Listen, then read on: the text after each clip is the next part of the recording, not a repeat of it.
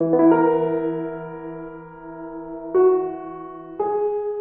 talk a lot about Halloween vibes on the channel during this time of year and how it combines dark, grim imagery with a very cute and quirky tone. But one thing I often neglect to mention is the general coziness that comes with the autumn season. See, when I sit down to choose a game for the Spooktober specials, I tend to laser focus on eerie, offbeat aesthetics or a storyline that orbits around Halloween. But even though all of these things come together to form a complete picture of what Halloween is to me, it's nearly impossible to find a game that meets all of those criteria. I mean, look at the Wikipedia page for Halloween games, for crying out loud. It's practically barren, and I would argue that some of these games don't necessarily fit the vibe of what I call a Halloween game. These are just games that feature Halloween as part of the plot in some way, not games that try to vibe with the aesthetic. Even the games I cover here on the channel won't fit the concept of Halloween for plenty of people watching, and Voodoo Vince sure doesn't show up on many Halloween lists floating around the internet. But you know what does? Night in the Woods. And you know what? It doesn't go heavy on the Halloween aesthetic, even though Halloween clearly takes place as part of the plot. But what it does feature is autumn and the cozy feelings that come along with it, the comfortable atmosphere that accompanies the change in season, the option to start wearing your favorite sweaters whenever the heck you want, and a little hint of dread that sometimes hangs around as leaves fall from trees and pave the way for winter. The story centers around Mae Borowski, who's recently dropped out of college to return to her hometown of Possum Springs. The gameplay is pretty simple, just run around and explore the town like you would in a game like, oh I don't know, Pop Tropica, with a few other surprises built in. Throwback for all the kids I used to supervise when I still did summer camps. Wow, I'm old. As you can imagine, gameplay mechanics take a huge backseat to the story in this game, and most of your time will be spent running around town talking to anyone you happen to meet. Just like any town, there's always something going on, and over the course of the 2 weeks that the game takes place, lots of stuff will change, with certain parts of the town opening up after roadwork gets done and characters hanging around and doing something new each day. So if you really want to experience everything this game has to offer, you've got to explore every nook and cranny of Possum Springs every single day. Time plays a big role in this game. Any number of character interactions and events can be missed if you don't happen to visit a specific part of town on a specific day. Luckily, time doesn't progress until you decide to move on with the main plot, which usually involves hanging out with Greg, Bee, or Angus, Mae's close friends. But if you want to catch every interaction with the side characters, it's pretty straightforward. You just have to make sure to explore the whole town every day and see what's changed. Sure, it takes some time, but it's worth every second. It's also worth noting that many of the secondary characters have little storylines of their own, so even if you already know where they're going to be and when, it's still worthwhile to go and seek them out. Have a quick little chat, see how they're doing, and you might learn something new about them. Unfortunately, hearing everything about everyone isn't as easy a task for the main characters. There are times when you'll have to choose which of your friends you'd like to spend your time with, which means missing out on whatever scenes you might be seeing with whoever you didn't pick. So to learn the story of every character, you will have to replay the game at least once, maybe more. On my first playthrough, I didn't hang out with Greg at all. Every time I was given the option to choose, I either went with Bee or Angus. I'm not sure why. I think the first time I was given the option, I chose to go with Bee, and then I just wanted to see more of what she had going on. So even though I wanted to see more of Greg, I just couldn't. I was too invested. But that's just how things go, I guess. Mae is still figuring everything out. She only came home recently, so she hasn't had any time to go out and find a job or to settle into any sort of routine. She still has to come to terms with moving her life forward as an adult with responsibilities, which is not an easy task for someone in their early 20s just coming home from school, dropout or not. Everyone around her already has so much going on. They've each got their own schedules and responsibilities to attend to. They can't always be available right when she wants them or needs them to be. So sometimes you do have to choose between doing certain things or seeing certain people. There's just not enough time in the day for everyone and everything. I'm definitely one of those people who can't stand missing out, so when I realized I had to miss some of the scenes with the main characters, major FOMO kicked in. I started running around everywhere in town, scouring the whole place to make sure I didn't miss some big change or some cute little character interaction. But even so, I still missed a bunch of the optional stuff as well. Night in the Woods is also one of those games that automatically saves to a single file, which means you don't have the option to make a bunch of different save points and replay certain days to try and see the interactions you missed. On one hand, that makes a lot of sense. Most developers don't want players save scumming, that is, exploiting the ability to save the game so you can replay certain parts until you get an ideal outcome. So restricting the player's ability to make and use save points solves that issue. On the other hand, I personally believe there are usually better solutions to this, at least when save scumming is used so a player can experience the whole story, as opposed to brute forcing their way through certain interactions. It's not like the whole story branches when you make these decisions, it's just, do you get to see this scene? Yes or no? The impact of the choice on the overall narrative is minimal at best. Losing the ability to go back and see the small optional stuff you missed kinda makes sense. You always have the option to explore and see everything before moving on, but needing to miss entire scenes with the main characters breaks my heart a little bit.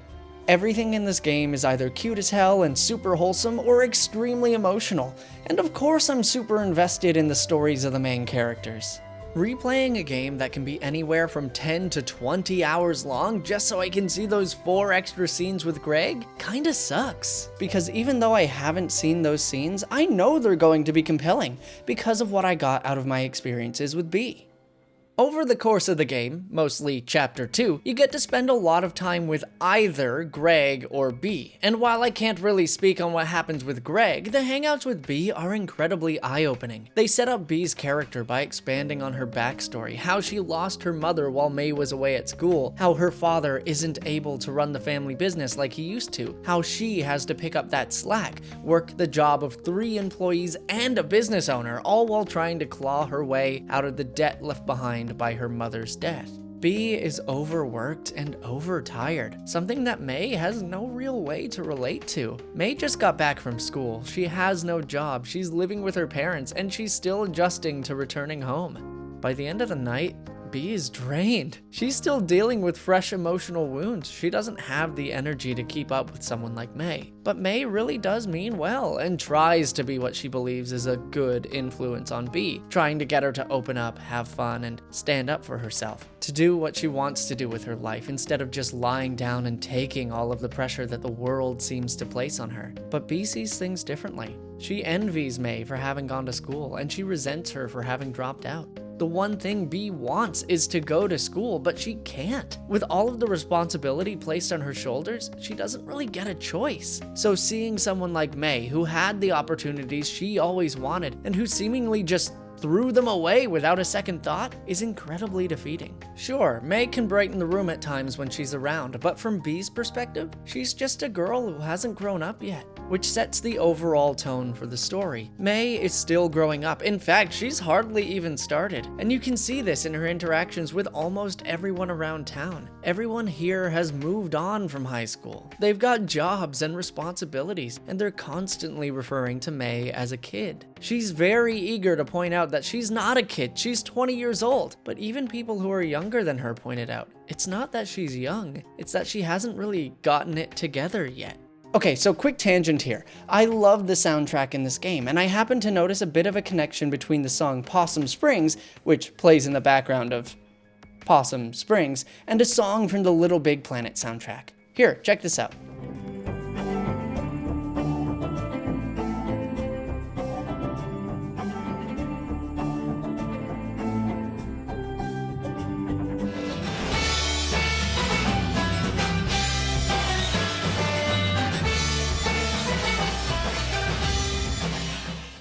That song, Get It Together by the Go Team. It would be hard to believe if that connection wasn't on purpose. May faces a lot of anxiety, from coming to terms with the fact that she hasn't really grown up yet, to facing a world that feels foreign and strange, all the while feeling like she's going crazy confronting things she's witnessed around town, from the gang's discovery of a severed arm on the sidewalk to this.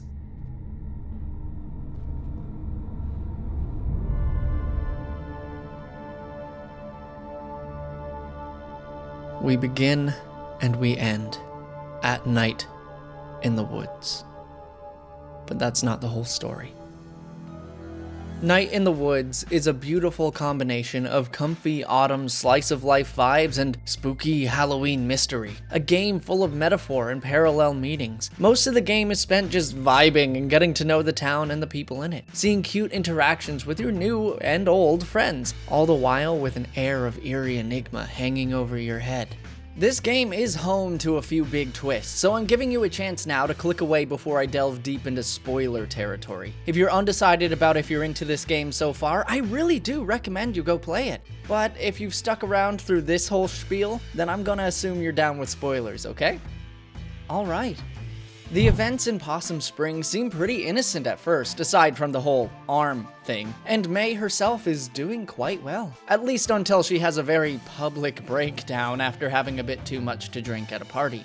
After that, things around town keep their cozy atmosphere, but it all starts to go downhill for May. Each night she has weird dreams, placing her in familiar yet foreign dreamscapes, filled with haunting music and terrifying beasts. She starts to become a little paranoid, hearing more than what's intended in innocent dialogue, taking lines from the Harfest play a little too close to heart.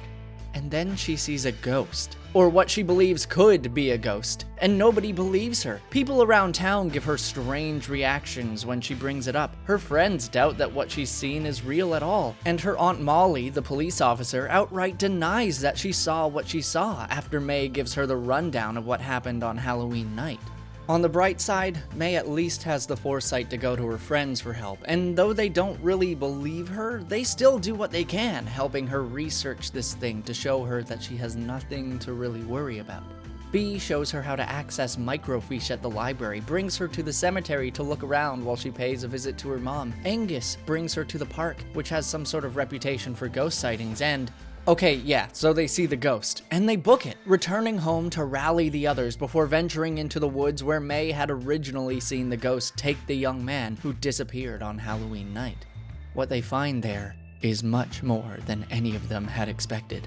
Some sort of cult at the old abandoned mine, preparing for what seems to be some sort of sacrifice or punishment of a fellow member. Of course, it's only a matter of time until the gang is discovered and chased off into the woods, where May hits her head and wakes up the next day with a concussion. She wanders off into town one more time to find comfort in her friends, opening up to B about the problems that she's been experiencing her entire life. How one day, when she was a teenager, things just stopped being things. The trees outside of her window at home became shapes. No meaning, just shapes. Then it started happening with people, and she snapped, beating another kid half to death with a baseball bat, not seeing him as another person, just seeing him as shapes. And finally, explaining why she left school, because her reality drifted away one more time, and everything seemed to have lost its meaning. A statue of the school's founder stopped looking like an artistic take on an actual person and became a big pile of junk. Shapes, looking down on her, pointing at her. Uncaring. Then telling B about her dreams and how they culminated in May meeting what she believed to be God, how God was uncaring, how it told May that there was no meaning behind everything, nothing matters, and it's all quickly falling away into the hole at the center of all things. Once B falls asleep, May leaves, wanders into the woods to confront whatever lies down in the mine, sure that whatever is causing this mental break resides deep within. And it turns out, she's right. When the gang catch up to May and venture into the derelict mine, they find the cult from the night before, explaining their worship of some sort of eldritch abomination that lives deep within, that they've been making regular sacrifices to it for decades in hopes of restoring their town to the prosperity of its former days. But in the end, they just come off as a group of xenophobic murderers who refuse to recognize that the world is changing, despite whatever lies below. On their way out of the mine, one of the cult members attacks May, and the gang inadvertently cause a cave-in, trapping everyone, the cult, May, and her friends, inside.